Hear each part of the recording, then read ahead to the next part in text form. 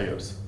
బ్రెజిల్లో ఈరోజు ఒక పిల్లోడు పుట్టిన పుట్టుకను చూసి ఆశ్చర్యపోతున్నారు ఎవరు డాక్టర్లు. కారణం కాపర్ టీ అని ఒకటి అంటారు.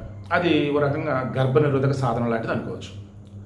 ఆడవాళ్ళకి ప్రెగ్నెన్సీ రాకుండా ఆ కాపర్ టీ లాంటి దాన్ని వాళ్ళ గర్భాశయం ద్వారా దగ్గర లోపల ఇంజెక్ట్ చేస్తారు. దీన్ని యుఐడి అనేది అంటారు పేరు కూడా, కాపర్ టీ వాడుక భాషలో. బ్రెజిల్లో ఆమె పెట్టి కూడా 2 years అవుతుందంట ఆమెకి. ఆ తర్వాత మధ్యలో ప్రెగ్నెన్సీ వచ్చింది. వీళ్ళు డాక్టర్ని కలిసింది.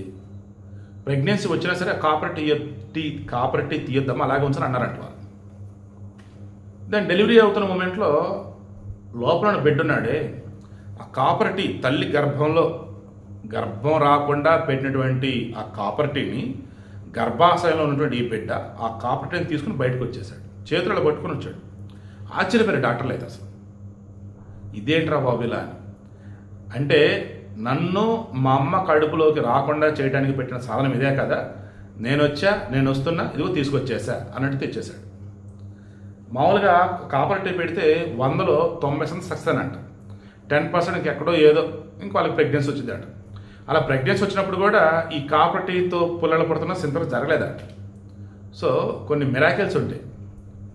జరగడానికి ముందు మనకు తెలియదు, జరిగిన తర్వాత వావ్ అన్నట్టు తప్ప ఏమీ చేయలేం. సో అది కూడా ఇటువంటిది.